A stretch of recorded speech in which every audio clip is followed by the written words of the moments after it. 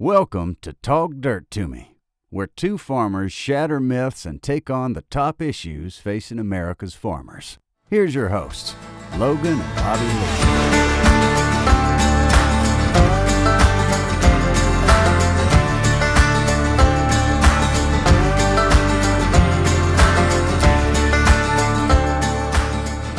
Lee. What's up, everybody? Yeah, the end of the year is here. The end of the year is here. Man, does it seem like it blazed about to you? Yeah, it just depends on the day. Well, they say the days go slow and the years go fast. Yeah. The year as a whole, I'm trying to even remember. Yeah, it's kind of all a blur.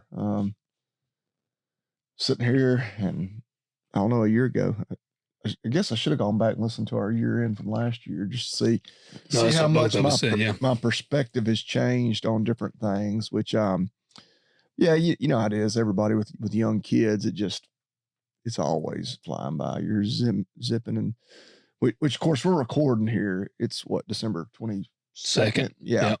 Cause of course we didn't want to record on Christmas Day or Christmas Eve. And so we're like, yeah, we're going to have to go ahead and record early this week, but this will be the last episode drop for the year. I don't even know what my point was there. Because the kids are out on Christmas break, like the greatest thing about that is like, okay, I don't have any ball practices, ball games, different club functions, like the whole world other than, well, vet clinic's still open, kind of stops. My wife even, which her company, she just had to take vacation. Like they're still going, but yeah, she, devil worshipers, they don't care about Jesus. Well, they'll take the holiday, but, which I don't know, I guess I get a little bit salty because, we're in a service industry, like, cause I got a bunch of buddies that, some of them work in the ag sector and whatnot, but corporate side. And it's like, shit, about Thursday of last week, they were mailing it in. Like, we are done for the year. Like, and I'm like, well, we'll take Christmas Eve and Christmas Day. And, and used to, wasn't that long ago. I was out of school. We worked Christmas Eve. Yeah. We would take off. We would close at noon on Christmas Eve, but we were like, no, Christmas Day is the holiday. Well, that's what still sucks with Marcy, my wife, because she's a nurse. Yeah, same way. Yeah. So she works Christmas Day. Yeah. She has to work like a set number of holidays each year. And she tries to I think she pretty much has to work either Christmas Eve or Christmas Day. It's rare. And she's been there for 12 or 13 years. She's got seniority, but they still got to do it. Well, we, of course, at the vet clinic, we're not open, but there's always animals there. And so we have a doctor in charge, through every holiday. And like at the beginning of the year, we kind of divvy them out. Yeah. Dad is not retired. He's, I guess calling him semi-retired is the easy way. Cause I get asked that question at least once a day on average. Yeah. Is he retired? I'm like, well, if you're asking me, I'd say, yes, he is. If you're asking him, he would say no. So we'll just all agree to call it semi-retired. But that said, he is always taking Christmas. Like there's thankfully, unless shit really hits the fan, there's not a lot of action on Christmas. And really any of the holidays, we've kind of gotten to where we don't keep a lot of really terribly ill patients in the hospital just because now we have. You're like, this dog is shitting blood. Get it the hell out of here. You call the owners, get this blood shitting dog out of here. Shitting blood doesn't even excite me anymore. I had that conversation about it. I was like, it's like just a little blood. He'll be all right. No. But well, that's true. That's not official medical advice. But that's pretty much true. I had called Bobby Lee earlier. We talked about it on here. My dog was shitting some blood, and it was Penny. She was throwing up and then shitting blood. I called you because you said I was a typical. You're like, well, bring her in. We'll check her out. And then a little while later, I'm like, I think she'll be all right. I'll just watch her. But yeah, anyway, now that there's for really sick stuff, there's clinics that are actually open to whatever. point being, Dad still insists on doing Christmas. I'm like, just let me do it. Like, we don't go out of town. Like, I'm here anyway. Like, it's not that. He's like, no, he still does Christmas. So we only have 6 holidays that we take. So the other ones that have split up the other 5. But gotcha. Anyway. Gotcha. Well, here's what we want you guys to do before we get any deeper. First, we need y'all to hit that like button, hit subscribe, comment below, and let us know what you think of this episode. And leave us 5-star ratings on Apple and Spotify. You know, they didn't get anywhere close to 1,000, so I don't guess Good Ranchers has to give them anything. Yeah, y'all let Ben off the hook. Y'all did. Spotify still was crushing it. They're up. I don't even see where they're at. But I will say somebody on Spotify must have given us a subpar rating because we had attained a perfect 5-star rating, and now we're back to a piece of crap 4.9. Haters are going to hate. Yep. Somebody gave us a subpar rating. I've always heard, which, again, I'm not going to talk about the vet business this whole time, but you know, you don't want a perfect 5-star rating like on because then it don't look legit. Right. You just paid a bunch of people. You had all your employees, or you had your mom and all her buddies. I feel like somebody that probably wasn't very good came up with that, though. I don't know. I think that's because we got a 5-star rating on Apple. Like, if I'm occasionally looking at like something I'm buying online and I'm like, all right, is this rated any good? And it is a perfect 5. My first thought is, okay, there's probably only ever been one review for this product, and somebody gave them 5 stars. Yeah. There's either just not that many, or they just totally stuffed the ballot box. Yeah. And actually, a buddy of mine who's really business savvy and has started several businesses, and is really, like, he goes to a lot of these meetings and stuff where they really hammer marketing. He had told me, he was first to tell me, it's like, you don't want a 5-star rating, like on Facebook reviews or Google reviews or whatever. I was like, okay. It's like, I can see it. He's like, yeah, 4.8 or 4.9. Yeah. Yeah. But a perfect 5 is like raises some eyebrows. Yeah. Well, we got a perfect 5 on Apple. Yeah. We got a perfect 5 on there. See how, is that out of like 320 something? Oh, okay. Well, hell. Yeah. But surely there's been somebody that. Oh, no. It averages it. Because if you look on there, there's actually, we've had some 4-star, we've had some 3.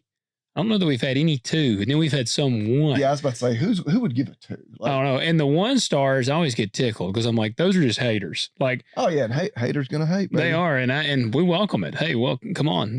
But the 1-star, I've always said that. Like, and I'm the type of guy. I don't know if you're this way. If I listen to a show and it's not what I really enjoy and it's kind of subpar in my opinion, I just don't leave a rating. I don't leave negative ratings. I'm bad about, like, when it comes to podcast stuff, like the ones, especially for people I know, like yours that you do with your church, and like, okay, like, yeah, I want to help people out, but a lot of times, like, I don't know, I guess I'm telling on her. Oh man, are you about to say you don't leave ratings? It takes me a while. I'm an asshole. Y'all don't be like me. Don't be assholes. Leave the rating. It takes 10 seconds. It does. Don't be like the people that watch my YouTube, you know, and you don't hit the thumbs up button, which I was doing the same thing. I was cooking tonight and I just had it on the TV. Yeah. I was cooking outside because it's like 60 degrees. And it's just going from one YouTube video to the next. I'm like, hell, I'm not hitting thumbs up on any of these because I'm too damn busy. Dang. You know, they're getting my ad revenue, but I'm not hitting the thumbs up. But man, I make it a point now. I leave, if it's a podcast I enjoy, I leave 5-star ratings. And if I watch a YouTube video, like, I hit that thumbs up. When I'm like actually watching, I don't just have it like playing on the TV while I'm doing something else. Oh yeah, I'm psycho about it. Like, so y'all do that. Do that. It really helps. Give us that Christmas gift. I want to, at the end of this week, when Christmas has come and gone, I want us to look and I want us to see more ratings and reviews than we had the previous week. That's the only present we asked for from you guys. It is. It is. We do appreciate all the orders. I've got quite a few more to fill today. We had some people dominate. We got some big orders that have come in. At this point, you get your t-shirts. Some hats still left? Yes, there is still a few hats left. There's actually a couple of koozies left. Now, you that are listening to this, y'all are listening to this on Friday or later. But I'm just going to go ahead and tell you, so you'll already know this, but you're not going to get your order by Christmas at this point. Like, this is actually like the worst time to ship a package. The odds of, if we ship something right now, the odds of it being lost are pretty high right now. Well, I'll tell you something pissed me off. I ordered a Christmas present for my wife, not from our good friends at Agzaga. Was it that back massager thing you were talking about? No. You ruined my ads now. Like now I see that damn thing constantly. Just from us talking about it. No, it's like this little bracelet line. It's nothing super fancy or expensive, but I ordered it on December the 8th. Oh, wow. That's plenty of time for it to get here. Well, and they sent like an immediate email and they were trying to be cute about it. Our elves are working overtime to get this shit together. And but they really. Is that what it said? Our elves are working overtime to get this shit together? Essentially, I'm paraphrasing, but they were trying to be cute. It was something about their elves. I was like, what the hell ever, man. I expected this to order it on the 8th and it to ship on the 9th. Well, it finally shipped on the 17th. Which dang. Like, God dang, that's awful. I was like, all right, we're still in good shape. Well, apparently they picked the most economical, and it'll take like 4 months to get here. The damn Pony Express could have ridden it to my house faster than the USPS. And it's like expected delivery the 27th. I was like, you sons of bitches. Man. And then I got my wife. I don't know if I want to say what it is. It's kind of funny. What is it? Now I'm intrigued. Because this will come out after Christmas. Yeah. And it's my stupid ass Instagram algorithm. And I don't know why I even fall for this shit. You got her the magic wand. What's the magic wand? The Hitachi, the magic wand that we talked about on here. The like ultimate sex toy. We talked about that on here? Yeah. Yeah. It's been several episodes ago. It was actually when we were talking about doing the Christmas guide, the gift guide. And we were like, for your spouse, you can get her the magic wand.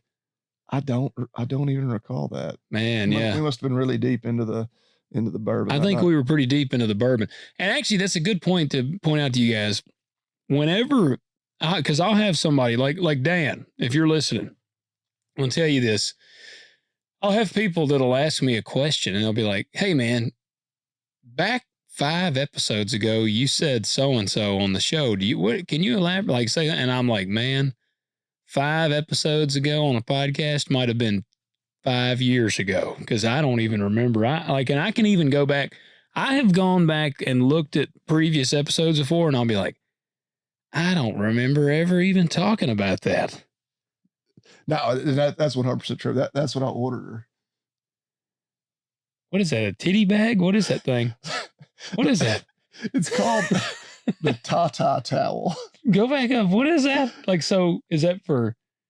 I don't know how this even got. So one of those. Yeah. I don't think I got her that size. That's a large. What is that? Like a G? Those things are melons. It's the goofiest, stupidest thing. I'm sure she'll never use it, but they're not that expensive. And I was like, is that for like when you get out of the shower? Yeah, apparently. So hey, describe it for our listeners. So it's called the Tata towel. And now you're probably all going to have it. If you have Instagram, it's going to pop up on your algorithm, but it's basically, I could show you the picture, but I think you should describe it. 99% of y'all aren't watching on YouTube. So it's basically a towel that they wrap around their neck, and I guess it's kind of cupped and then it kind of, it looks like it goes up underneath their titties. Kind of tucks up underneath their titties. So do you have to order like their cup size? Like click on there. Not to body shame the women that are on these. The women on these pictures, they're like plus size. They're voluptuous. Yeah, very curvy. What so do you have to put in their cup size? Because I can imagine like if that size there. Like they have it says Tata towels make your morning/evening routines no sweat. My patented towels absorb and eliminate uncomfortable bacteria producing moisture, that dreaded underboob sweat. Which I assumed it's for like when you get out of the shower. That's what I'm assuming. But I don't know that my wife has super sweaty boobs. I mean, I guess she does it when she's super sweaty. I'm sure. Customers also love their Tata towels for dorm life, which doesn't really fit my wife. Laboring with modesty. Laboring? Oh, like when they are giving birth. I don't know. Maybe that's what it means. But I mean, they're wearing a gown. Oh, that's true. Yeah. Nursing, which my wife, she passed that. But in nursing. Menopause, I don't think she's. Why would you? What would the benefit be with menopause? Well, because they have hot flashes? I don't know. I've never been there. Post-op recovery. Hopefully she's not, getting ready for anything like that. Yeah. I don't know. Yeah. Interesting. All kinds of different things. But I just kind of, it's one of those things. It was a total waste of money because I'm sure she's going to look at it and just be like. But if she wears it one time, it'd be hilarious. And it's not meant to be like a sexy thing. Yeah. But I was like, for underboob sweat. How did this get on my algorithm? And I was like, yeah, I need to get her like, because I've gotten her a couple of like nice things that were expensive, but I'm like, all right, typical. And of course, we put way too much emphasis on the bullshit of Christmas, the gifts. We don't give each other anything. Forget me and Marcy for the season. Yeah, we don't give each other anything. She actually this year we got to where like with my parents and my brother, like we don't anymore. Yeah. Oh, that's how. Yeah, we make a donation somewhere. Yeah, donate to a charity, to the Clinton Foundation. Yeah. Yeah. Marcy last year, like every year, she's like, "We're not getting each other anything," and I always still do, or I have. I don't think we did last year. Yeah. This is always usually seems like a trap for the men. Yeah, but this year, she was like, She said, seriously, I don't want us to get each other anything, and I said, we got to get something, and she goes, you can go get you a gun and say that it's from both of us if you want to. And I was like, well, now I might actually do this if you're serious. And she's like, yes, I don't want anything. She's like, so if you go buy a gun and that'll keep you from getting me anything, then go get a gun. I'll usually tell my wife, I'm like, look, I'm going to buy this if you don't buy it for me. Like, and I try to be disciplined, like for the whole month before Christmas, like something I'm like, I really want or I need. Yeah. Like, no, I don't have to have that for Christmas. I'll just send her the link.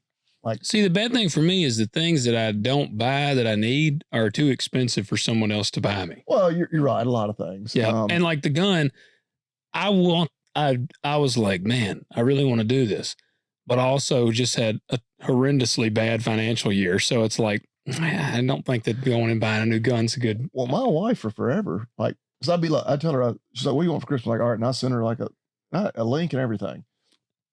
Cause I mean, I've already got my heart set on it. Like, I'm going to have this one way or another. Yeah. And then she won't get it. I'm like, well, we're still going to spend the money on it anyway. Cause we don't have split accounts. You know? I have a farm account, but like our checking account is joint. I'm like, why didn't you take advantage of being able to just get away with giving me that for Christmas rather than buy me something else that I don't like? She wanted to surprise you. Well, and I appreciate that. But she can surprise me in other ways. With the Tata towel. Yep. She's going to surprise him with the Tata towel. You guys can probably go. Not anything you like. It's the most. It's not an impractical item. I'm going to find out from her real quick, but I guarantee it's one of those things. She's like, I'm never going to use this. I was going to say, are we going to come swimming over there and she's going to be wearing the Tata towel? I hope she's not going to be wearing only that. not if we have guests over now. But anyway, yeah, you can't get them at agzaga.com, but you should visit agzaga.com. Yes. And use that. What is the code? Talk Dirt 20. That's $20 off a $50 minimum order plus free shipping. Yeah. All the good stuff. Bailnet wrap, things that are a lot more useful and practical than a Tata towel. Yes. So Tata towel really didn't realize that they were going to get this much exposure. Yeah. I mean, they should pay us from an ag podcast. Yeah, they're going to be like, what is this weird bump? Hey, I do want to tell you. 99% sure they're not made in the USA, so you won't hear about them later. Well, and I want to add this on here for anybody listening. Holy shit. Are they made in USA? We might come back to them later. All right, well, there you go. Are you kidding me? Well, hell, I'm glad I bought it now. There you go. That can be our made in USA thing. Well, I really can't speak to its quality yet. Yeah, you have to get Kaylin to wear it and then report back. You might hear about that one in a future episode. But here, I do want to add this. If you order something that we recommend, most places when you order, they have like the little box where you can add a note or something. Put in there, Talk Dirt to Me podcast. Like somehow let them know the Talk Dirt to Me podcast sent you there. Like, because. Well, if you use that code, but I mean like anywhere else. Made in USA companies. Yep. Yeah, that is a good point. Yeah. Like let them know because we do not, AgZag is the only sponsor we have. Like we are not getting paid. When we do our Made in USA segment, those companies are not paying us. Like these are brands that we've used, we believe in. Like we know we like the product. In almost every case, it's not even a company we've ever had any interaction with. Yeah. Other than buying their product and using it. Like we don't have a relationship with any of these companies. Yep. So do let them know, like, hey, Talk Dirt to Me podcast sent me here. Well, I mean, we This thing would be legitimately cool. do that segment just because we're Believers very in it. strong believers. Buying made in USA. And then I also go one step further, buying local. Like supporting your local small businesses. And when they're selling made in USA products, that's like icing on the cake, like the man. double whammy. Like yeah, the double fist. I was fist pumping and yeah. I thought you were double fisting. I mean, I just got one whiskey. I got to tell you a story. So, obviously things have been pretty foul on the farm, and I'm parting ways with some stuff, trying to mitigate some debt. And, I got my Traco, my Deere 200 for sale. It looks like it's sold. It actually should be sold at this point in about 7:30 tomorrow morning. Not tomorrow for you guys listening. It should already have been sold. But I put it on, I did the typical, put it on Facebook. Oh Lord. Yeah, I had the standards like you did. I've been there pretty much one time. Yeah. And I swore, I was like, this is not even worth it. Yeah. Oh, it does suck, but it got it sold. But I told Bobby Lee when I came in, or he came in, I said, I got to tell you, I said, I had the most Jew interaction I've ever had out of somebody today. Dan is now mad. Dan, don't take it personal. And this guy actually is the guy buying it. Now, this episode, I don't know that he listens to the show. This episode will drop after he has already purchased the Traco and taken it back to his place. So if it offends him, I don't care. This guy, I needed to sell the Traco, and I had listed it at a high price because I was doing the typical thing. I'm going to list it high and I got room to come down. So I came down like this dude. They came out and looked at the Traco. Now this Traco had been throwing codes for a little while, and it's got a homemade apparatus up on the fuel where you fill up with fuel. Well, it's a PVC cap that screws down in there, and it lets water. Water is getting into the fuel tank, so you have to keep it covered. I actually have a bag over it, and I would run the Traco. Otherwise, the Traco is great. It's a Deere 200. It's a 2007 model. It has 6,900 hours on it, which is pretty low hours for that year. And man, I would run it. You'd run it, and an alarm would come up, and it would be water in the fuel. I'd go out and I'd drain out of the separator back there. I'd just drain the water out. So this Traco's been kind of a plague. And man, I just ain't been using it a lot. And I'd done some work on it. So I'm like, Traco's solid now. So I've had people come out, and every person that's come out and ran it, as soon as they start running it, that damn alarm goes off. And I'm like, God dang it. I'm like, this damn Traco. I swear this has never happened. Yes. I'm sitting here thinking, I'm like, if this guy backs out on you, we're going to have to edit this out of the podcast. Yeah. I know. Yeah, I'll be like, this Traco is great. That's great. No. They're going to go back and listen. They're like, actually, the Traco you bought from that guy up there in Munford, they were talking about it on their podcast. Yeah. How big of it. Well, now, and here I can be my defense because it kept throwing that alarm. Another day, I finally was like, damn it. I just kept figuring, it can't have that much water in the tank. And so I would just keep draining out the separator, go crank it, run it, it'd be all right. All right. Well, I finally was like, all right, damn it. So there's a little, it's got an outlet on the bottom of the fuel tank. And so I said, I'm going to drain it until diesel comes out. Because, the water will separate from the diesel. Yeah. Water should be at the bottom, diesel will be at the top. So I got up under there and I cracked it open, and yeah, it was as expected. It was kind of like some just dirty water coming out. Dude, I bet 2 to 3 gallons of water came out of that fuel tank. It was a ton of water. I mean, it just kept running. I just sat there and waited. It just kept on running and running and running. And then finally I saw diesel start coming out. So I turned it off the little thing and I drained the separator out one more time, and then put some fresh diesel in there, and we ran it for 2.5 hours and never threw an alarm. So that's what I'm saying. The Traco's solid now. It just had a shit ton of water in the fuel. Well, it's just getting into the tank. Yeah, it's getting into the tank. I think it's coming in, like I said, through the cap. Now I've been putting a bag over it, but it just had a bunch of water in it. But let me tell you about this guy buying it. So he's buying it. I mean, he's supposed to buy it tomorrow. We got all the paperwork done. Everything's ready to go. They're coming to pick it up in the morning. Well, all right. So bringing cash, doing a cashier's check, but it's verified.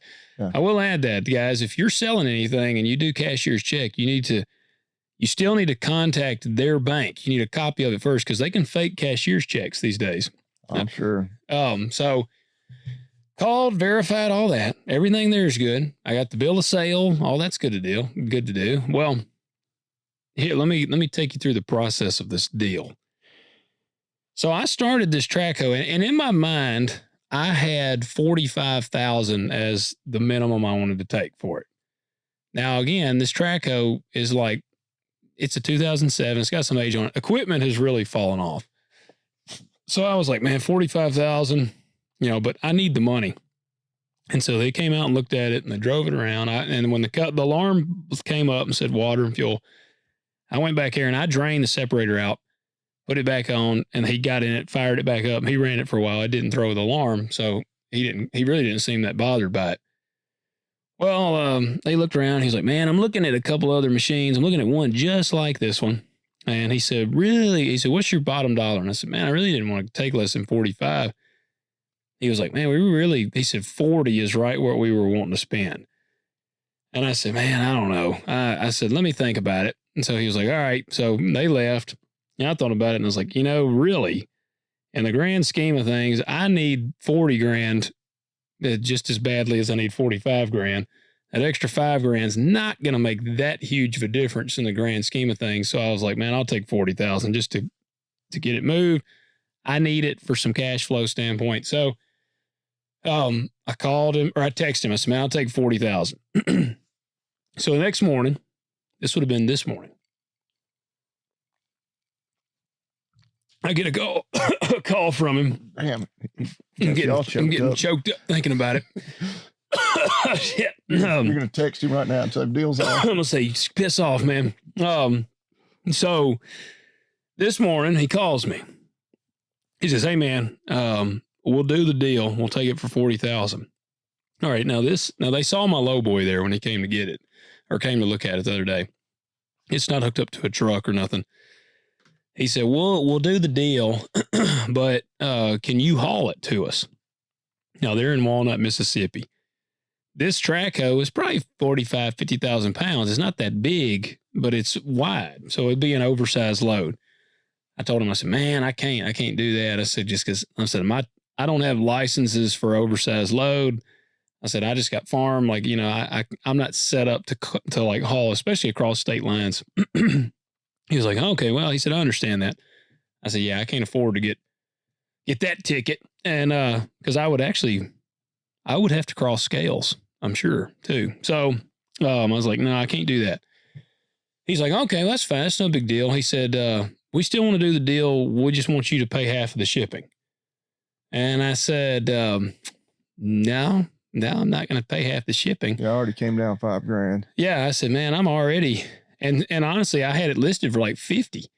So I told him, I said, man, I came off the price $10,000. I said, no, I'm not paying any of the shipping. And he was like, oh man, well, he's like, that one in Nashville, that guy said he would haul it to us and he's asking 40,000. Good luck to you. Yeah. And I said, well, yeah, man, I'm not paying any of the shipping. I said, yeah, I don't know what to tell you.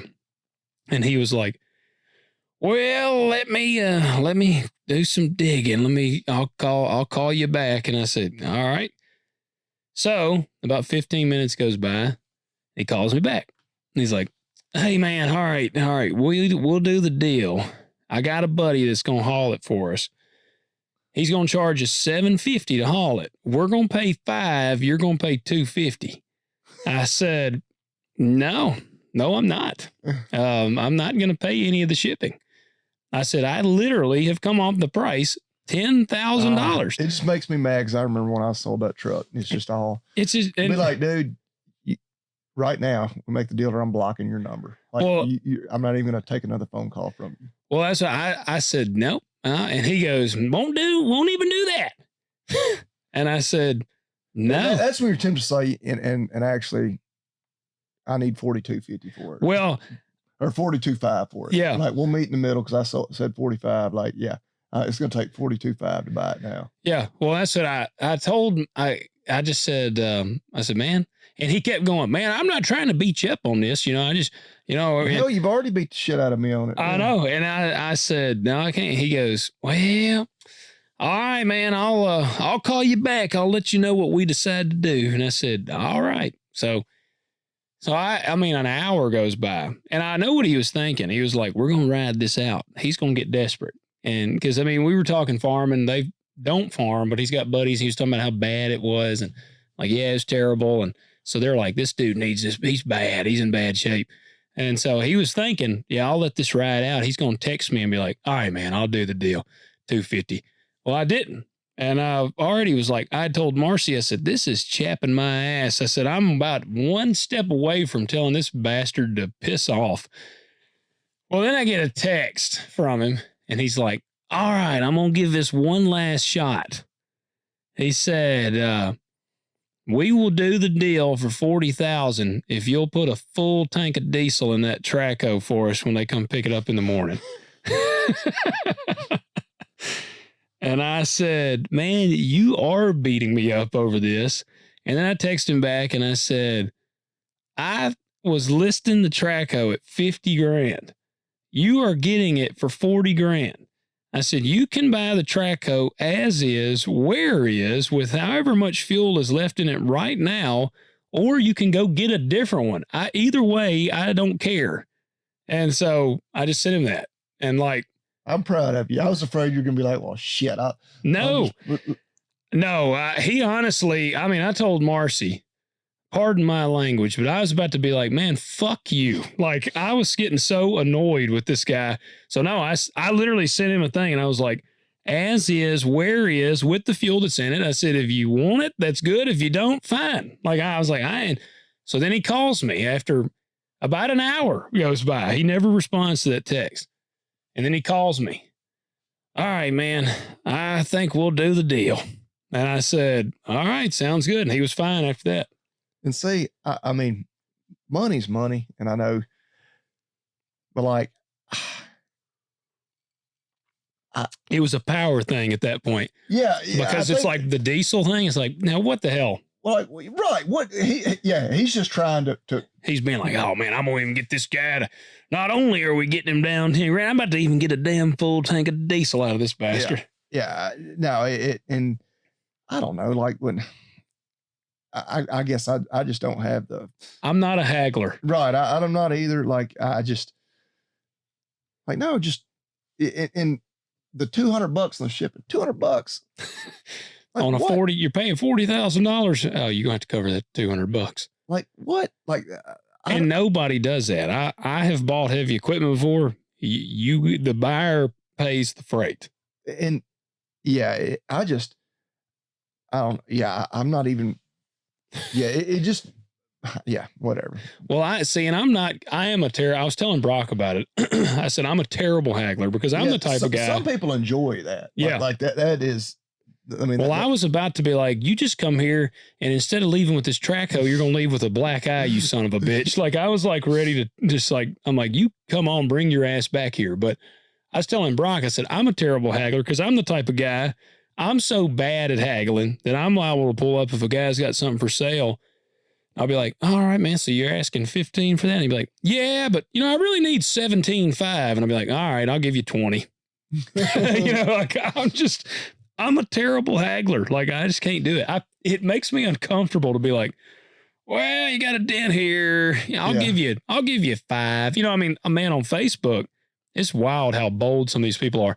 I'll have it listed at 50 and you'll just it won't even be a response, like any words. It'll just say like 25. And I'm like, no, no. Well, I was trying to explain, they said they would get a kick out of people that'd be like, yeah, you got it listed at 50. They'd be like, what if I give you 30 cash? Like, what else were you going to give me? Well, it's just like, oh, I mean, that really does not help me at all. Like, no. Like, I might give you a slight break, but like hell, it's not like I'm gonna hide this money or anything, from the government. Like I gotta pay off other debts and but people who think that just because you're paying cash, get a huge it should discount. automatically be like a 50% discount. Yeah. Well, this guy asked me when I came off the price, $10,000. And while we're there, this is when they came there and we're looking at the machine, and he asked me that. He said, he said, man, I don't know, does it make a difference if we give you cash or not? And I said, no. I said, it's going to pay shit anyway, so I don't care what you give it in. Bitcoin. But dude, I was just, man, like I was truly flabbergasted by like how this dude just kept on and on and on. And when he said the fuel thing, that's when I'm like, this guy's just power tripping or something. Like he's like, because that's what Marcy was like, well, how much would it cost you in diesel? I said, because it's pretty low on diesel. I mean, it actually had a quarter of a tank of diesel in it. Now it has about an eighth of a tank of diesel in it. And I thought about siphoning a little bit more off. Like I told my dad, I was like, because Dad actually ran it, putting in a culvert for me this afternoon, and he burned a good bit of diesel on it. And like I said, it ran great. But I was like, I ought to leave like a 1/16 of a tank of diesel. Like I want him to get it and then be like, damn, I don't know if this thing's got enough diesel to get it off the trailer or not. Fuel lights on. Yeah. Like it just chapped me. Well, like when I listed that truck, which that's the only like actual real thing I've ever sold on Facebook. And people were like, they're just idiots. Cause I'm like, buddy, they were offering me more than that on trade-in, and I wasn't happy with that. Like, and because of the way the taxes work, like I've got to sell it for significantly more than they were offering me on trade-in, or I'm better off just trading it in. Yeah. And people, I'm like, are you and I had to stop myself from arguing with them. Yeah. Like, I was like, you must think I'm an idiot. Yeah. Oh man, that's how I was with this guy. Like and now because I do a little bit, I hadn't done it in a while, like just lurking on Facebook Marketplace. Yep. I'm bored, I'm sitting in the doctor's office somewhere waiting, like, all right, I'll scroll through here. And you see like people that are like, they're really harsh in their description. Yeah. If it's still up, it's still available. No tire kickers. Price is fair. All this. I'm like, damn, like they're a little bit abrasive in their ad. I'm like, no, I know exactly why they are that way now. Oh, dude, yeah. They sold a bunch of shit on Facebook and they're over the bullshit. So here's my exact text to him. Yeah, he said, I'm going to give this one more go. Fill it up with fuel, and we will send our mechanic there with a low boy in the morning and get the deal done, unless he sees something bad we just haven't. And then I said, man, you are beating me up over this. And then I said, I've come down. I actually said 55K, but I had bumped it down. I said, I've come down from 55K to 40K. I've been straight with you the whole way. At this point, the price is $40,000 as is, where is, with the fuel as it sits. I'm not adding anything else on top. If that works, it's yours. If not, I understand. Yeah. And that did the thing. Like, I honestly think it was just a shift in the power dynamic. Like, he was just, he is an ego thing. Yeah. I just need to feel like I got the last word in. Like I got him to give me just one more little. Yeah. Well, like I said, at that point, like I told Marcy, I said, if he responds back to this and he says something else like, well, like hell, knowing his ass, I'm surprised he didn't say a half a tank of diesel in there. Like, yeah, I mean, at that point I told her, I said, if he tries to like counter again, then I ain't selling this Traco to him. Just be like, buddy, I'm literally blocking your number. Yeah. Like you will not be able to call or text me now. Yeah. Oh, I mean, I thought about like, I told her, I said, it made me want to do like you said and be like, all right, yeah, I'll pay the freight halfway, but it's now going to cost you $45,000 for the Traco. Yeah. Like you're going to pay substantially more for the machine. So man, it's just crazy. Like I said, I don't know. I don't know how some of these people operate like they do. We'll need an update next week, whether or not this baby got sold. I know. But yeah, if you're listening, the Traco actually is great now that I drained 3 gallons of water out of it. Here's something, mate. You may not need to sell it. Did you buy you a Powerball ticket? No, I did not. I didn't. Second time in my life I bought one. What is it at now? I think it's nearly at the same thing it was when really? The folks right here in town won it. I think it's up to like 1.5 billion. Oh man. I'd be real pissed if I had to split it with 2 other people like they did. Yeah, I would too. They only got 528 million or something like that, I think. I mean, I mean, God, just 2/3 of it just gone like that. Gone. And then you got to pay taxes. I'm gonna ask ChatGPT what's the Powerball. Man. But yeah, I think I saw somewhere it was like 1.6 billion. I'd heard somebody the other day talking about buying a ticket, but I hadn't bought a ticket. Literally the only other time in my life I bought one, literally somebody 5 miles down the road won it. I didn't buy one then. Well, no, actually, I may have. ChatGPT can't even tell me what the Powerball's up to. Oh, man. All right. I got a couple of emails we're going to read. Jacob writes in, listening to y'all while planning some grazing today. Now, he wrote this in, earlier this month. While planning some grazing today, I wanted to give y'all 2 companies to add to the Made in USA segment. And actually, I'm familiar. I have used both of these. And Bobby Lee has used for sure one of these, I'm pretty sure. Yeah, estimated jackpot is 1.6 billion. I could do all right with that. What is the take-home lump sum? Cash is only 735. Man. Dang, I don't know if I could live off of that. Only 735 million. You could buy like probably close to 700 X9s. Yes, that's exactly what I would do. You could buy only 700 X9. Yeah, that is really crazy to think. This is like a flex move. How many you think you could fit on your parking lot down there by the Blue Farm store? If you had that, oh man, I could fit a good bit. Now, no header on them though, of course. Yeah. I don't know. I could probably put 12 or 15 down there, line them up right. Just like if you had $700 million, like you can't even walk around down there. But I would have like X9s. Call a deer and be like, I'm gonna pay cash, deliver 12 of them. I'm just gonna let them sit right here, just so people drive by. Oh man, Bobby Lee, how you gonna do me like that? Gosh, damn. God bless. Is that bad? It's pretty bad. That one, I almost could taste it. It was so bad. Damn, what'd you have? Beans for lunch? No, I had like some leftovers. Like it was rapid and violent. Like it's gone now. Quickly dissipated. Whew, shit, that was awful, man. That kind of burnt my nose. There was some broccoli. Stings the nostrils. Okay, I could tell it had a little broccoli hit into it there. So, some broccoli and rice and chicken.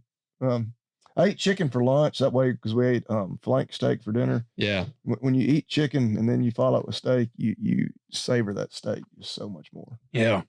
Broccoli and chicken and rice. Were you bulking?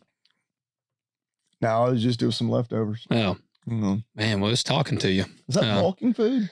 A lot of your big bodybuilders eat rice and chicken constantly. Yeah. Tony used to work with, he would eat rice and chicken for breakfast. When people look at me, that they think bodybuilder. They do. That is very true. All right. Jacob writes in, listening to y'all. Oh yeah. So, he said, I wanted to give you all 2 companies to add to the Made in USA segment. I'm actually surprised if we have not done, I feel like we've done one of these. The first one is Great Plains. Okay.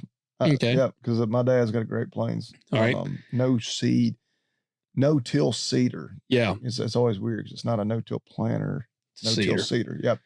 Well, it's been a while. But yeah. The big, the 30-foot drill that they planted wheat with is also a Great Plains. They pull that thing back out? No.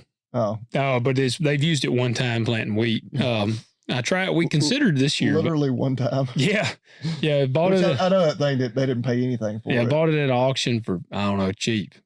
But yeah, we almost got it out this year and used it to plant some wheat, but it needs like all new openers. And then the other is Mossberg Firearms. And I am almost certain we've done them. Are you kidding me? Yeah. They were literally, look, because I got my list of all the ones we've done. Well, I didn't put it on there. I was actually, I can tell a little story later, but yeah. Was that one of our early ones? Mossberg? I don't think I've done Mossberg, but I was working on a shotgun last night. And I was looking at the box like, damn, I got to put that one on the list. And I haven't officially put it on my list of ones we can do, but yeah. We hadn't done Mossberg? Well, let me see. Because I got a 930 and my 500. I could have swore I've talked about my pistol grip pump on here. Well, maybe we have, but Lord, I don't have them in any kind of alphabetical order or anything, and I don't know if there's a way to search. Yeah, and so you got to go through 217 or something. 17, yeah. Hey, there is Great Plains, though. Okay. I found it. But no Mossberg. When it comes to guns and knives, we've done so many. It's hard, yeah. Those, yeah. They're a safe bet. They're like whiskey, It's kind of like whiskey. You might hear about them again later on then. Yeah. we will keep that in mind. Appreciate that, Jacob. We're always looking for good recommendations. All right. Brad writes in, and this was earlier this month as well. Greetings from frigid southeast Minnesota. Wow, I bet it is frigid. Yeah. To keep on the topic of boobs. So I'm already enjoying where we're going with this one. And we have been talking about boobs in this one with the Tata. Yeah. I recently started watching a series on Netflix called Homeland. Through the first 4 episodes, there are several scenes with nearly full nudity. There is also an episode where the scene... That's not all we're interested in a good TV show. It's like people can write in, hey, if you want to see good titties in a show, you need to tune into this one. He said there is also an episode where the scene references Munson, Tennessee. All right. Munson, Tennessee. Where is Munson? I've heard that. I don't even know if it's a real place. I thought it is. I swear I've heard of Munson. Munson? Yeah. Look that up. Munson. There's a Munson, Florida, a Munson, Pennsylvania. Man, I feel like I've heard of Munson, Tennessee. There's not a Munson, Tennessee, according to Google Maps. Okay, well. There's a few Munson roads. But yeah. Gotcha. Well, he says I bet in TV show it's probably just it may have been just a fictional town. Yeah. He says, I am a fifth generation row crop farmer on the side as I work full time for the fraudulent state. He says, I also have 17 Dexter beef cows. Dexters. Yep. I don't see them around here, do we? They're a smaller breed. They're not like a mini by any means, but yeah. Gotcha. I believe they're black. You might have red ones. I don't know. Yeah. Not an expert, but on them. But. Gotcha. Awesome, Brad. Appreciate you writing in. Homeland. I've heard of that. I haven't heard of that one. Because I think it's not a. I think it's one of those shows that's been out for a while. Okay. You could probably binge it and watch the whole thing. Yeah, I'll have to check out that. I don't know. What have I been watching? I've been back on my Landman kick and Fallout. I watched an episode of Landman last night. Yeah, that's good. My wife and I sat down to watch it. I watched it. She go to sleep? Yeah, the TV watched her. Yeah, that's pretty much what happens with my wife. All right. Oh, hell, I left her laying there. And when I got home tonight, and we were sitting there talking, I was like, when I go to podcast, you need to go ahead and watch that one. I was like, what time did you finally come to bed? Because I went to bed at like 9:45, maybe 10. Yeah. She was like, I think it was about 11:30. Oh, Marcy. She was all covered up. She already had a blanket on her and everything. She didn't have her towel on. She don't have it yet. No, so okay. We don't have it. Damn. Yeah, I got to be sure she doesn't listen to this until at least Saturday, which I don't think she'll listen to it anyway. Oh, is that when she's getting it? Well, it's not going to be here in time for Christmas. Oh. Which that one, I'll defend them. That one's my fault. I didn't put in the order till like last week. Does she listen? She does some. Gotcha. Okay. Yeah. All right. She's not one of our like. As soon as it drops in our Spotify Wrapped or whatever, she's not the person who's. You don't wake up to her listening to us at 4:30 a.m. On Friday morning. No, she's not up at that time of day. Yeah. All right, Maddie writes in. Now this is pretty fascinating. Whoops. Oh, how did I do that? The ear. Interesting. I guess that's so that I have never known what that button on this board does. What does it do? I guess it's so I could like talk to you off the air. See? So could the audience not hear what you just said to me? No. See, if I push this button, it'd be like, I guess if I wanted to be like, hey, Bobby Lee, did you hear what so-and-so did the other day? Like they would just not know. But I bet you think my microphone probably picks you up a little bit. No, like look at the bars up here. Let's see. All right. Let me think.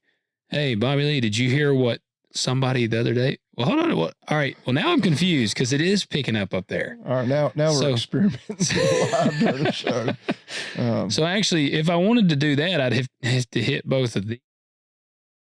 Yeah. Now. All right. There we go. Yeah. That definitely muted us. Yeah. I don't know what the ear's for. Interesting. All right. Sorry, guys. We're exploring the technicalities on this board that I've been using for 5 years. All right. Maddie writes in. This one's pretty cool. It actually has kind of has my gears turning. I even told my wife about this. So Maddie just wrote in. This was after last episode. Let me get a sip of my whiskey here. She says, hey, so for FSA programs, the beginning farmer is technically someone who has not filed a Schedule F on your taxes for 10 consecutive years. Consecutive. Did you know that was in there? I knew 10 years. I knew after the 10-year period, you were no longer considered a beginning farmer, but I didn't know it was consecutive. So if you got out for a year? She says here, if you were to take a year off of doing that, if feasible, you would be able to be a beginning farmer again, starting another 10 years, which is a pretty valuable thing to know. And she's got a lot more in here. We're going to get to that. I want to get to that first. If you could, how could you do that? Because you essentially don't file a Schedule F, but how do you do it? If you could avoid filing a Schedule F and kick back over another 10 years, dude, that would be a game changer. Like from a buying land standpoint, you would open, for people that are listening that don't know why this would be such a big deal. When you are a beginning farmer rancher with the FSA, that's Farm Service Agency. Division of the USDA. Yes. United States Department of Agriculture. Yep. You can qualify for a lower interest, long-term real estate loan that's different than what anybody else has. Like Farm Credit, their competing loan is a 30-year loan. Right now, you're going to be at 7.25% on the interest rate if you're lucky. With FSA, the beginning farmer loan, it would be a 40-year loan, and you'd probably be at 4 or 5% interest right now. Yeah, better interest, longer terms. Yep. You could even do some equipment. Well, but like on the land stuff, there's still a maximum they can have loans. 600,000. So, but just me thinking, so let's say you did that, you got, the note or the loan to buy some land, then you didn't file 1 year so you could get back in. It's not like you get another $600,000.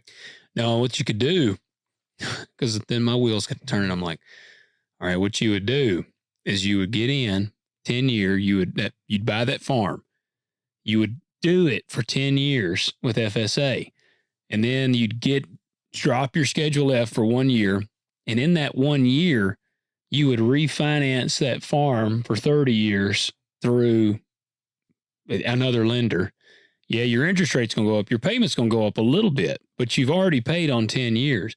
So you could refinance that amount, and then you'd start back over with the beginning farmer. So then you would have cleared that $600,000 because you refinanced it. You could then buy another $600,000 property. So you could kind of do some finagling. And I don't know.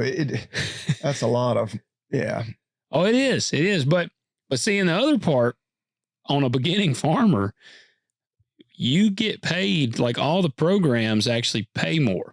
Like EQIP program, if you're considered a beginning farmer for the cover crop stuff, you actually get more money per acre than like a standard operator. So there's a lot of perks to it. But my only thing is trying to figure out, how would you not file a Schedule F? Like, I don't know enough about taxes to know. I mean, there's got to be a way you could try to do it. But, like if, on a farm, hell, man, working even just a moderate size, you might take in $700,000 or $800,000. Yeah. And then you also pay, if it's like this year, you take in 700 and you spend 900 or $1 million. So it's like, what do you do with that on your taxes? Because if I don't have a Schedule F and I just filed that regularly, then I'm going to get taxed on I'm basically going to get taxed on $700,000. Yeah, I don't understand even remotely enough about our complicated ass tax system. Yeah. Maddie, I want you to let me know, how could you do it? So, well, you might just have to quit farming for a year. Yeah. Sit out. Yeah. Yeah. If you had a buddy, you'd be like, hey man, I'm going to lease you all my ground for 1 year. I'm going to sublease everything to you. You cover those. And then, you sit out for 1 year. Then that'd be the way to do it. And then the next year you could be like, hey man, you want to do the same thing? I'll sublease yours for 1 year. Kind of figure it out. All right. And then she says, on another note, depending on how your wife files, or if your wife files with you, you could put all your crop and average reports in her name as a woman. because they are socially disadvantaged and get free NAP coverage, etc. She would just receive the 1099 on what was received in her name. So, like when the FSA or whatever pays, 1099 will go to her. I know of companies that, a husband and a wife own a company, and they put everything, or like she's the majority partner, like 51%, or it's all in her name because of, like, especially if they're doing anything where they can get like government contracts to do stuff, they get preferential treatment. Yeah, I can see that. Don't hate the player, hate the game. Yeah. It's a stupid ass game that they didn't make the rules for. That's what I always go back to. Our tax system is so damn stupid. Like sit here, my primary income comes from off farm. My wife has a great job. Veterinary clinic's really good to us. The farm really, in a lot of ways, is one of the biggest benefits of it for me is we have this stupid ass tax system. So in reality, I really take a lot of pride in when we buy a group of calves, having them make money for us. But really, like, you do better when they don't make a lot of money, right? Or I need to buy a bunch of stuff that I'm either want, / maybe need, but just because we play a stupid ass game, the system is so damn stupid. But then I know a lot of people are like, well, no, you don't want them to change it because, like, you need like the write-offs, it really benefits you. Well, what if we just lowered the tax rate to what we're effectively paying anyway, without us having to spend all the stupid amount of money for write-offs? Which then all my equipment dealers would be like, oh, hell no, man. We love when you call us every December. And they're like, well, shit, I need to buy something because, or if I'm going to buy it anyway, I need to go ahead and get it done before the end of the year. Well, that's what, I don't know. That's when I bought my rake and it got delivered, I was talking to the guy that delivered it, and he's like, yeah, he's like, we do see a bump, and he's like, I do a bunch of delivering this time of year. Yeah, got to get them tax write-offs. Yeah. So she said most offices around allow husband and wife to sign or report for each other. Being socially advantaged, which is woman, black, Hispanic, et cetera, et cetera. Yeah, disadvantaged. Yeah, sorry. Gets coverage for free for life. She said, noted that the FSA or NRCS office cannot legally ask you or tell you that you are not socially disadvantaged. There is also what? Why can't you just identify as a woman? Well, I told who I was telling you and Marcy are lesbians. Yeah, I've told who was I telling? I was telling somebody that the other day. I'm being dead serious. Oh yeah, in this day and age, I ought to be able to. I'm being dead serious. I saw a thing where some guy like killed somebody somewhere, and you don't ever know if you would read on the internet. It's true. It's like in Seattle, and it's clearly a dude, like 1,000,000,000% a dude. Is he going to a women's prison? No, but he's now changed his pronouns because he considers himself transgender, and so in court they're having to refer to him as a she/her. Like, why can't, like, let's make a mockery of the system. I mean, you didn't create this system. Yeah, you woke up one day and said, "Man, I feel like a woman." Yeah, just like Shania. I literally told someone that exactly the other day. I was like, I ought to just go and be like, hey, I'm a woman. And you're sleeping with a woman, so you're a gay woman. Yeah, I'm like super socially disadvantaged. You're a lesbian. I'm a lesbian. Yeah, man, that's like peak. I don't even think what about, I'm probably Native American if I really wanted to be. I guarantee you got as much as Elizabeth Warren. Pocahontas, yeah. And she made it all the way to the damn I am a lesbian Indian. Lesbian Native American farmer. Yeah. Like, how rare is that? Man, like, that is true. You're in rarefied air right there. Shit, I feel like I'm a big deal. I feel like I am floating above myself right now. I'm just proud to know you. You should be. Really, you should be. You are in rare air right now. Yeah. Wow. Damn. I never thought about that. Now I know. And that's what she says. There is also a category called disadvantaged farmer. They would be making less than the median average home income of the county you live in. This would also go towards getting free coverage or 99% cost share on NRCS practices. Golly, 99% cost share. That's crazy. What? Yeah, 99% cost share on NRCS practices. So what do they mean by NRCS practices? Well, I'm wondering, like, cover crop system. So they would put in your cover crop for you. Basically, 99% cost share. you'd be like, here's $25. Yeah. Y'all cover the rest. Yeah. I'd go in there. Yeah. I mean, yeah, it's crazy, man. I mean, it really is nuts to think. Wow. That's what, do you remember those commercials that used to be on TV? Yeah, for our younger audience used to, you had to actually sit there and watch the commercials. I mean, you maybe go get up and take a leak or something, but it was like a guy trying to sell a book on all the government programs that you could like sign up for.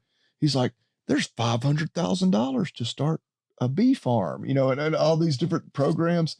Like literally it was just because there are so many bullshit programs. And I say, I think some of them maybe are legit, but all the different like grants and crap you can get. It's crazy, man. Just all this money that they're just giving away. Yeah. It is wild how much. I mean, there's a bunch of, there is actual groups now that they like just go through grants and try to find them and try to help navigate it because there's so many. And I mean, if you are considered, like I said, social, and I get frustrated with that. Look, I've said it, I think we've said it probably on here before, but I feel like everything is against the white man. Like, I'm just going to be honest. Like, it's just not. Oh, yeah, nowadays. Nowadays it is. Which they would argue, well, but you were so. We had years of advantage, you know. Yeah, too bad we were just born too late to experience any of those advantages. Yeah. Just like all the I guess the whole thing with black people getting reparations. Well, all these people were born after. Yeah, they were fortunate that they were born after that. Black people were disadvantaged. Yeah. And I know some people are, they're still disadvantaged. Well, hell, I don't know. I mean, yeah, I don't know. I know some guys that have done very well. I just hate that people even worry about that crap. Me too. Like, and of course I'm an asshole for even saying you're that. a white man. Privileged white man. Yeah, of course your white privilege is showing right now. I mean, I'll feel real privileged when I get up at 5 o'clock tomorrow morning, start feeding animals, take my ass to work. Yeah. You know, I mean, I'm not trying, I have a really good life. But yeah, I know he only works a half a day. Yeah. Yeah. I mean, that's about right. Alarm goes off at 5. It probably is about 5:30 before I'm actually doing chores. And then I go to the office and then we usually, well, hell no, I work more than 12 hours. Then if you really want to look at, if you don't count my lunch break, because then when I get home, I have to feed more animals. So yeah, I start at 5:30 and I go till it's probably but the feeding and all that's just playing. It's the clinic that they're saying is half a day job for you. The clinic, it is. I mean, it's really only like a third of a day. Yeah. Bobby only works a third of the day. It's like 7:30 to 5:30. Yeah. Man, yeah, I don't know. And I did have an interesting conversation today. I talked to a guy that's in the finance world, and he actually claimed, as we kind of wrap this up, this is maybe this is some hope for some guys going into next year. Man, I shot my bow yesterday, but damn, left shoulder's kind of hurt me after doing that. Been a while. But he said that we've got 3 payments coming. And I said, man, I don't know. I said, I've only seen about this one bridge like the farm bridge payment or whatever. That's not going to be very much, like probably $40 something. Oh, and speaking of that, I gotta come back to that. I forgot something I got to tell you. But anyways, that the payment, and it sounds like the speculation right now is corn is going to get $48 a bushel around there. $48 an acre. An acre, yeah. I wish it was $48 a bushel. Shit, damn, that'd be pretty sweet. Those X9s might be. Hell yeah, I would. Hell, I'd be the one pulling up in a Ferrari. But it wouldn't work because unless you were the only person that got. That's true. Yeah. That money would. Yeah, it'd be dried up really fast. We'd have a record corn crop just in terms of acres planted next year. It would. Yeah, it would be nuts. But there'd be no soybeans planted. No, $48 an acre on corn, and it's probably close to $31 an acre on beans. And I think around $98 an acre on cotton, and I think $120 or something an acre on rice. Is what I had seen.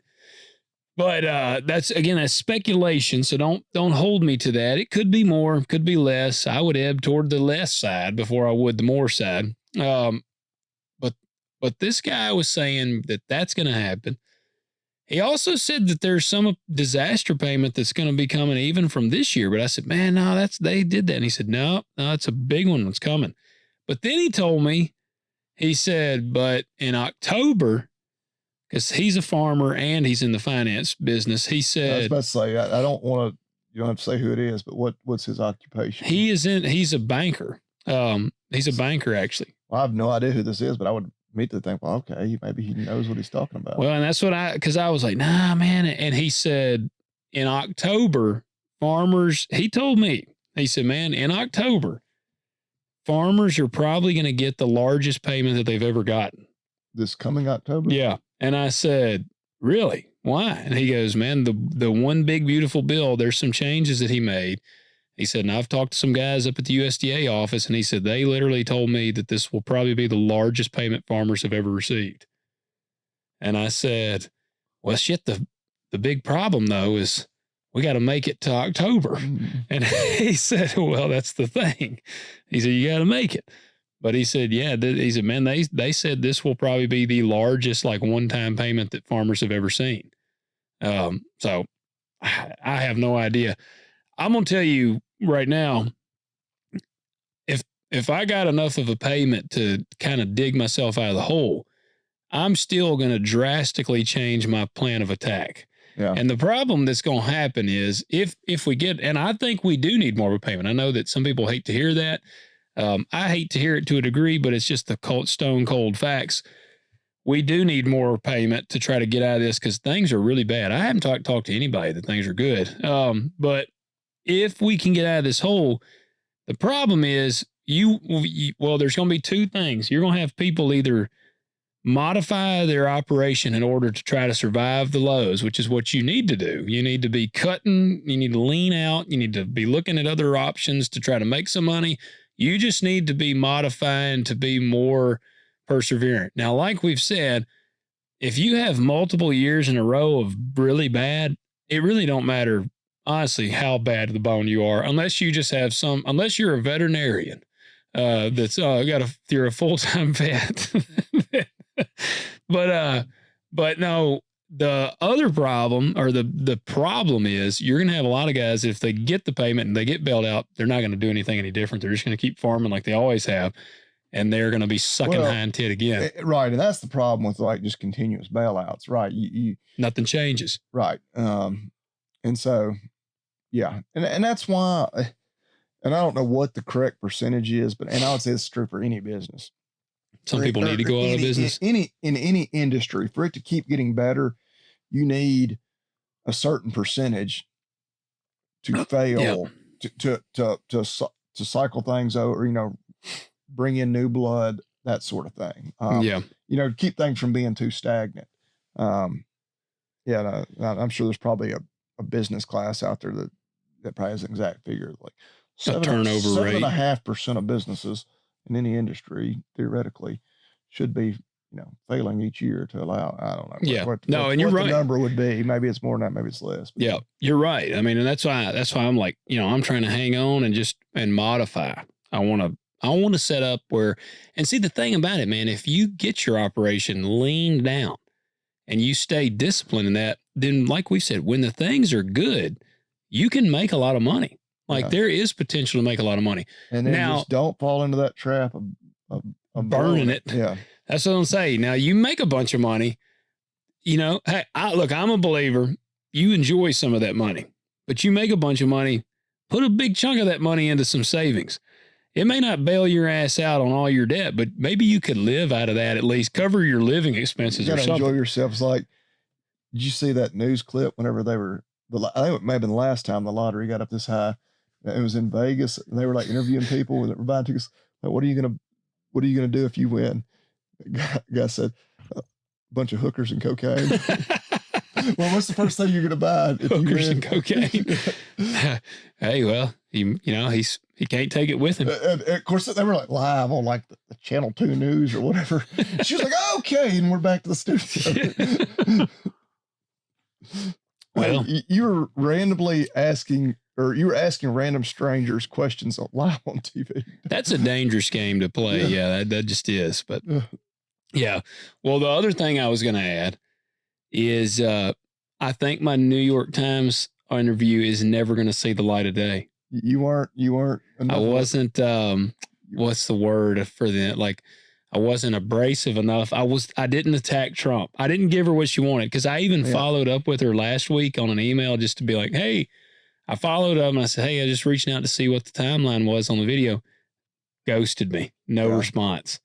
Well, I always get a kick out of it. Like, I mean, obviously, again, there's no secret. I'm sure our audience, would agree. Like, the vast majority of the ag community is very conservative. Yeah. And, leading up to any election, this was probably 10, 12, 15 years ago. Remember, they'd be like somewhere in like random place in Iowa. And it'd be like this hardcore Democrat farmer. I'm like, how the hell did they find, like, it's like the token, like they have to have, I guarantee you, like every election you look back, it's like, it's always that guy. Like, hey, they got him saved. Like, when we need a Democrat farmer, go see Fred over there. Yeah. He's only one in the town. Yeah. They're like, well, and they couldn't, they'd love nothing more than for you to just bash him, or you somehow contradict yourself, be like, I love Trump, whatever. But then, say something really dumb. Yeah. Either look really stupid so they can be like, look at these idiots. These are the dumbasses that vote for Trump. Like they wanted you to do something like that. Yeah.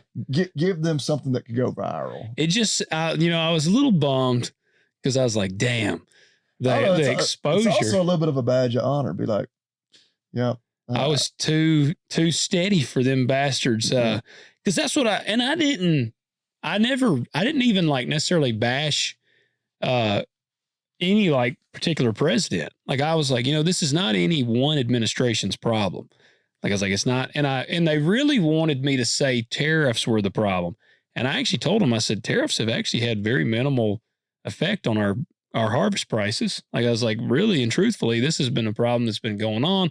I talked about, I said, if tariffs have affected anything, it maybe some of our costs are elevated in the world, like fertilizer and different things, but no, I didn't give them anything. And so, I guess that's the way I'll approach it. It's like, it is like a badge of honor. And now I'm really mad at myself, because I almost, my Mac has the ability to screen record.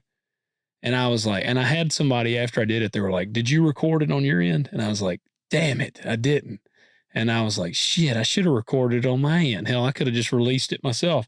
Now, I don't know if they might have a weird deal where they're like, you can't do that. Well, or if they had kind of cut it up to where they took you out of context. You could be like, no, that's not what I said. Here it is. Yeah. Yep. Yeah. And I did not do that. And afterwards, I wished I had.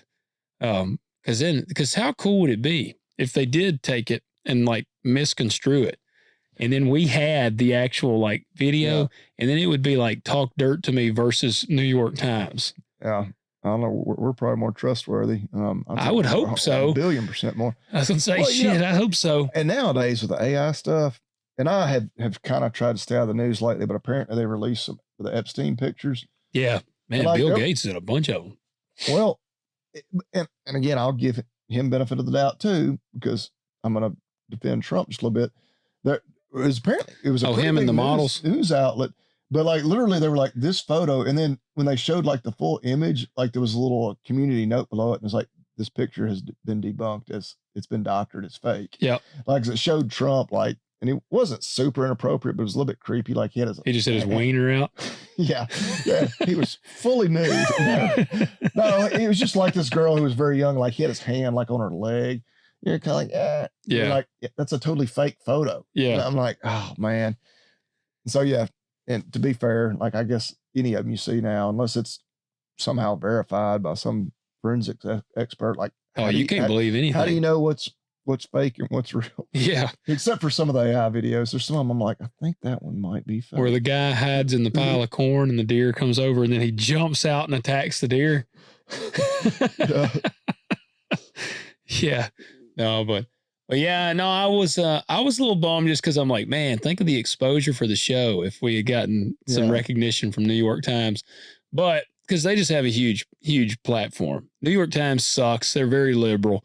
I knew it going in. I was nervous. I was very nervous. I actually like pre-gamed, like getting ready. I did a bunch of cocaine in preparation. No, but I actually used ChatGPT, and I'm gonna give you guys some like me and the Terminator. I utilize the Terminator quite often. And I knew, all right. You didn't even do the interview. I probably didn't. Yeah, I just let the Terminator do it for me. You just had ChatGPT. I had an AI version of myself do the interview. But no, I asked ChatGPT. I said, all right, I'm doing a New York Times interview. I said, New York Times is ragingly liberal. They're going to try to get me. I said, they're going to try to trap me and get me in a gotcha moment. I said, give me a list of trap questions, and then I'm going to answer them and how I would try to get out of it. So it did. It gave me it was like, gotcha. And it was like, yeah, they're going to try to get your ass. It's like they're going to try. And so it gave me 7 trap questions. And then I went through and I answered each question. And then it critiqued my response and told me this is pretty good. I would kind of modify it here. So dude, I was on my A game when I went in there. Yeah. So that's the kind of stuff like AI, the videos and pictures. I'm like, man, I can't believe anything anymore.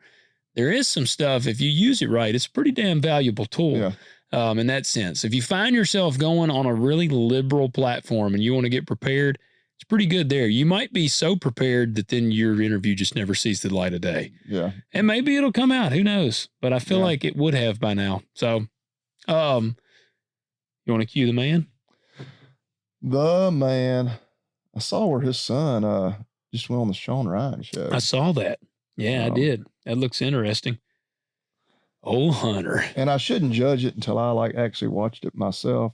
But people were giving Sean Ryan hell in the comments that he was way too easy on him. Well, it said the same thing about him with Gavin Newsom. Yeah. I wondered, is he going liberal? No, he's not. No, I've listened to Sean. Actually, the guys that I met with Real News, no bullshit, John, he went on there. I listen to him on there, and Sean's. Is he just trying to get to a broader audience? Yeah, he just wants to have discussions.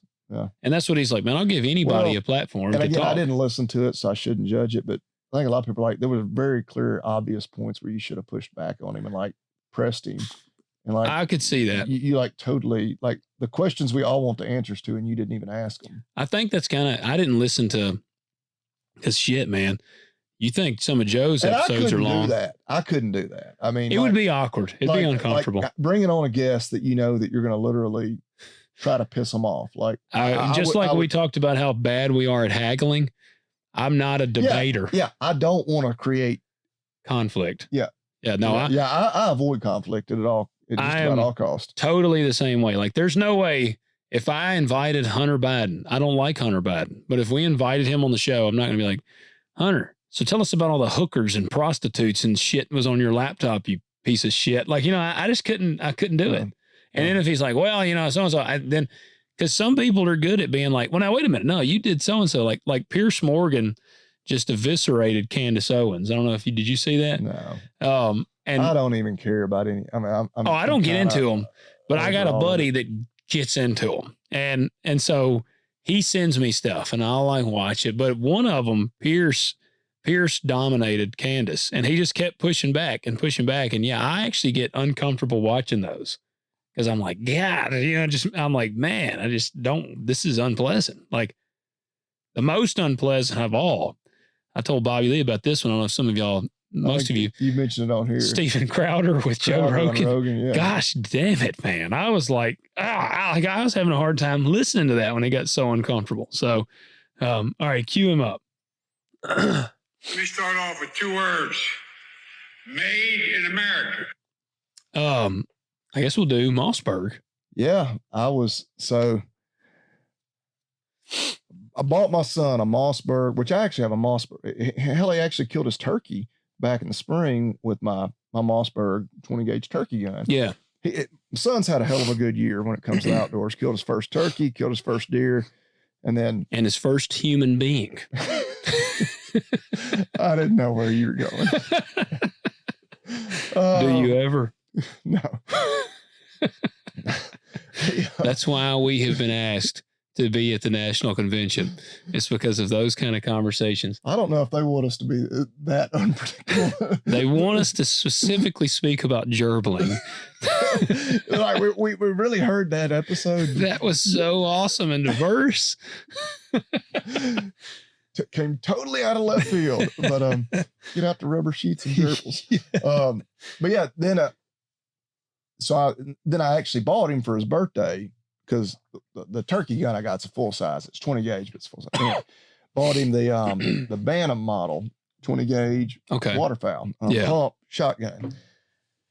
And because he'd been duck hunting with me a bunch, but he's like, I want to shoot. Well, this weekend, actually the duck hunt was terrible. Geese were around though. And I saw he killed a banded goose. He killed a banded snow goose, and he 100% killed it. Now, all right, it is a long story, but I'll make it short. We assume it's bird flu. Something is really affecting the snow geese, much more so than the speckled bellies. Yeah. But it was flying all like retarded. No, it wasn't even flying. It was just like, oh shit, it's like hobbling. Him hitting a flying goose. Actually, I shot a couple last weekend that were flying, but even then we're like, yeah, something wasn't quite right. Like they weren't like, you see tens of thousands of geese flying, and then there's like, did they sound like Gary Busey imitating the goose? Not quite. But this one, like we were getting ready to leave. We hadn't shot any ducks. Man, the early season was really good, and it's just ducks have moved on. And he's like, he really hadn't gotten to shoot much. Like I've let him shoot we let him shoot one time Saturday, just like in the sky. Yeah. Because like he needs to shoot the gun anyway. But anyway, yeah. I went and got to four-wheeler and I was looking, because I've been looking, I was like, I'm not sure if that's a dead goose or like, no, sure enough, one was alive over there and it was moving. And there's not just like hundreds of dead geese, but I'm like, hell, we need to kill it, put it out of its misery anyway. Yeah. We go over there, I let him shoot it. Good job, Willis. He's all pumped. Like, but when we know it's like sick of some kind, we're not, and I have cleaned and eaten snow geese. A lot of people don't even eat them anyway. Yeah. But under all circumstances, we weren't, like, I didn't even really want to touch it. I go over there to it, because like, we got to go look at it. Of course, it's the first one. I kind of use my boot to flip it over. I nearly fainted. Which I know a lot of our audience probably is familiar with hunting and killing a banded bird, but I looked it up. I used ChatGPT. It's about roughly 1 in 1,000 by estimates. Children actually banned these geese. That was some child's goose. For people who don't know, this is a pet goose. And this kid had probably let it out for the day, and then they come back at night, and then Willis killed there's it. a goose farm like just a few hundred feet from where we were sitting. Exactly. Yeah. No. Some blind kid has this goose. Yeah, like Dumb and Dumber. Yeah, their pets' heads are falling off. We taped its head back on and sold it back to him. But no, I mean like they banned these birds, and it's for tracking purpose, because then it was banded in Canada. Nice. It was banded actually just a few months ago. It was a juvenile, which I had even the veterinarian in me, because looking at some of the dead ones, and we would even pick some of them up that would be like right around where we were hunting, because we didn't want to mess the dogs up. Yeah. It's like they all seem small. I was like, I wonder if the juveniles are more susceptible. Yeah, less immune. And sure enough, this one was just banded in August, and they literally noted on the certificate that it was too young to fly at that time. So I mean, it's like barely off the nest. Yeah. But it's 25 years of duck and goose hunting roughly that I've done. I've never killed a band. Yeah, I've never killed a band, which now I haven't done it. You've hunted way more on the duck and geese than me. I've never goose hunted. Well, and but I don't eat geese. Well, and we were like, are you goose hunting or duck hunting? Like, yeah, we're going to shoot whatever flies. Yeah. Yeah. I mean, if a hawk comes over, I might shoot it. And we're specifically targeting ducks in that specific setup. But we did actually went Saturday afternoon and hunted geese. But yeah, Mossberg, made in USA. But that's why I bought the lottery ticket. I got to thinking about it. I was like, hey, he killed a banded. Yeah, that's true. First bird he's ever killed was banded. Yeah. Like, I don't know how many ducks and geese I've killed in 25 years. I mean, it's not, I really don't know. But I've killed hundreds. I don't know that I'm into the thousands, but never killed a band. Only one time I've ever been on a hunt where a band was killed, but it wasn't me. Yeah. The first bird he's literally even legitimately even shot at, really. It was a banded goose. Yeah. Had a band on it. Yeah. Hey, well, you never know. You might hit it, man. You can't win at not playing. That's right. That's what they say. Have you ever, I was thinking Mossbergs. My dad has a Mossberg. He's got the turkey, like an 835 or something. And all I know is it kicks like a freight train, because we actually were duck hunting one time, and he shot at a bird overhead, and he pulled the gun off of his shoulder just in a frenzy up ahead, and it hit him in the nose and bloodied his nose. It kicked like crap. He turkey hunts with it, and it kicks like a freight train shooting 3.5-inch turkey load. Well, and this is a 20 gauge. And my turkey gun, now everybody with the TSS uses 410s. Well, I got a 20 gauge. Yeah.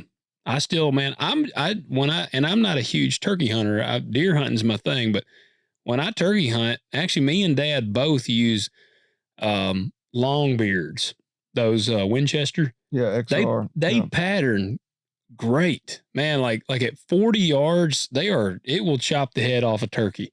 So we use those, but we're shooting 3.5. Yeah, I mean, they kick. I got a Beretta Extrema, but on the Mossbergs, we shot some pumpkins the other day. I'd let Levi, me and Levi and Emerson went out and we shot some pumpkins. It's been a little while. I had a revolver and a pistol, and then I got a Mossberg, it was a Mossberg 930, I think. It's a semi-automatic, but it's like a tactical shotgun.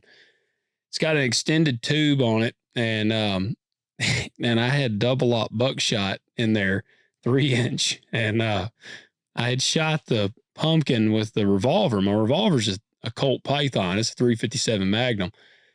I shot it. Man, it was pretty cool. But Levi and them were like, man, wow. And I was like, yeah, check this out. And I pulled out this Mossberg, and the barrel's not super long on it. But again, the tube is just as long as the barrel. And I got point blank range with this thing. And this thing with double-aught buckshot, it throws a fireball out the end of this shotgun that long. It looks so badass. I got a boner when I was shooting this thing. And I shot it, and it throws fire out, and it just exploded the pumpkin. Pieces of pumpkin go everywhere. And Levi's like, wow! It's the coolest thing ever. So I was just unloading on these pumpkins. I mean, it would just crater the ground, and it kicks like crazy. But that one, and then I got a 500, which was the first one, which is the most pointless shotgun that I own. It is an extended tube pistol grip pump, and all I do is think about Rage Against the Machine's song, Pistol Grip Pump, when I got this thing. And I have shot buckshot through it, and it hurts like hell because it kicks so hard, and all the recoil comes straight into the palm of your hand because it's a pump. Oh, so it doesn't have a stock. No stock. It's literally just a pistol grip on the end of it. Because my turkey gun has a pistol grip, but it's got full stock. Yeah, that's how my 930 is. It's got a pistol grip, but a stock. No, the 500, that's like a street sweeper. Man, you could tuck it under your coat, pull it out, but it's got an 8 or 9 shell tube on it. And me and Marcy were shooting it back when we were dating. I'd bought this thing, and I remember I was shooting it, and I had been shooting birdshot, and I could one-handed shoot it with a 2 3/4 inch dove or birdshot. And I put some buckshot in there. And I was about to let Marcy shoot it. I was like, shoot this thing. I put some buckshot in it, and I was like, I better try this first just to see. And it kicked so hard the first time that it almost came out of my hands. And I was like, shit, if I had let her shoot that thing, it would have hit her in the head. And so I was like, so I will say that 500 kicks like a bitch, but it is just, you feel like you want to go rob a bank. You just want to go rob somebody. Or just mug them on the street. I don't even know if I want to rob a bank with it. I just feel like I don't know, an outlaw. I need a motorcycle. The only other shotgun that would rival that one to me, what is the one that Arnold Schwarzenegger uses in the Terminator? Is it a 1887? It's a lever action pistol grip. Yeah. But I don't know my models that well. It was something like an 1887, but he learned how to, he could rack the lever. Yes. One-handed, sling it, and then shoot. And I'm like, that thing is just a pair of balls and shotgun form. That is just a badass shotgun. Well, you don't want to hurt any innocent people, but just somebody kicks in your front door to rob your house. I want to shoot them, and I want their feet to fly off the ground. Yeah, you're sitting there in the table with a cigar and a glass of whiskey because you know they're coming. And I'm naked. All right, yeah. Fantasy went to a whole nother level. But yeah, you're just sitting there waiting on them like a badass in the movie, and they kick in the door, and you hit them one time, and they. But it needs to like even blow the doors off the hinges. Like I know I have to repair that afterwards, but like still, it's like I want to shoot them, and just their whole body kind of. Yeah, that's the thing. They're like picking the lock. They're on the other side of the door. Boom. Yeah, you shoot them through the door. Yeah, that would be pretty legit. Yeah. No, bad guys. We're not advocating killing innocent people. Yes. No, when I say mug people, I mean like bad people that I'm mugging. Like I want to go mug the mugger. Yeah. I want to find the guy mugging somebody and mug them. You'd be like a vigilante, like riding around on a motorcycle, and yes, you see a guy that's about to try to take a woman into a dark alley. Yeah. Like I'm about to blow your kneecaps out. Yeah. Yeah. Well, no, you got to kill him. Well, I will, but it's going to be kneecaps first. And then I'm going to wait a little bit. Slow death. Yeah, slow death, medieval. Guys, you won't go wrong with Mossberg. They actually I've not shot them, but I've heard a lot of good about their Patriot rifles. I have too, yeah. They're similar to. Only experience with the shotguns. Yeah. I don't know. I may have shot a Mossberg rifle, but I will tell you, I think they're good, especially on their bolt action rifles. They're like a good entry level bolt action, and they may have some higher end ones, but Mossberg is just one of those, man, like if you just want I just need a good bolt action rifle, go kill some deer or something. I feel like Mossberg, you're probably not going to go wrong with that. No, I agree. So check them out. While you're checking out Mossberg, we also want you to leave us 5-star ratings on Apple and on Spotify. We want you to do that so that we don't have to come after you with our Mossbergs. Yeah, don't be like me and listen to podcasts and don't rate them. That's right. And I say that I can think of probably. I bet there's at least 8 or 10 podcasts I have rated. That you have rated. And part of it too is a lot of these podcasts have been listened to for like 5, 6, 8 years, and so you just forget about it. Well, you done it, and so I don't remember. It was so long ago. Yeah, no, I agree. And so if you're not sure if you've rated us or not, go in there and try to rate us again. Yeah, and if it lets you, that means you probably didn't do it originally. Yeah, do it. It's not going to hurt us to double rate. So do that. And then if you're watching this on YouTube, comment below. Let us know what you got for Christmas. Let us know how your Christmas went. And guys, next week will be our cool goals episode where we'll break down what goals we actually achieved and didn't, and then we'll set new goals. Yeah, it's kind of weird because we're literally recording on December 22nd. And so we're like full-blown Christmas spirit. But we did our Christmas episode last week. Yeah, because this one won't come out until the day after Christmas. Yeah, it's thrown me off. So this is our end of the year one, even though we're not even. And so the next week we won't quite be to the end of the year, but it'll be our new year. Yeah. Yeah, it's really thrown me off. It has really thrown me off. But we do hope all of you had a great Christmas. And we ask what else they need to do. Y'all check out agzaga.com. They're good no matter what year you shop there. Talk Dirt 20 is that discount code, $20 off, $50 minimum order. Check them out. Do some shopping. Do it. We still got a few shirts. We had quite a few orders come in the last couple of days. We still got some shirts and stuff in stock. Jump on our website, talkdirtpodcast.com. Visit the store. Order your shirts. Don't be a gay.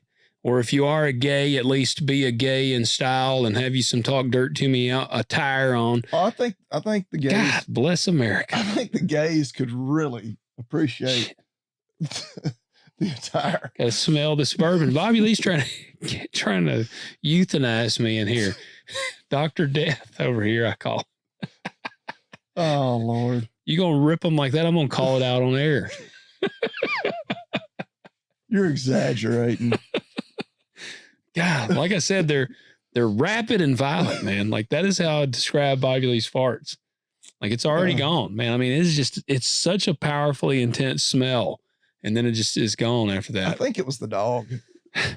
Maybe. All right, guys. We'll catch you next week. We'll catch you next year. Well, not yet. Yeah, we will. Well, this one won't be. The one after this one. Oh, yes, that's true. That's right. We will. It's confusing as hell, but yeah. God, it is. We'll talk to y'all next year. Yeah, see you next year. Yeah, the old cheesy joke. I mean, when we will be talking to them, it will still technically be 2025. But the next one. But by the time they hear it, it'll be 2026. No, not this one. I know, but the next one. Ah, yes, yeah. Why is this so confusing? My gosh. Right. We'll record like next Wednesday. which will still be 2025, but it'll come out in 2026. Yes. God bless. All right, guys. See y'all. See ya. You've been listening to Talk Dirt to Me with your hosts, Logan and Bobby Lee. If you enjoyed this episode, we ask that you subscribe and leave a review, and we'll catch you next time.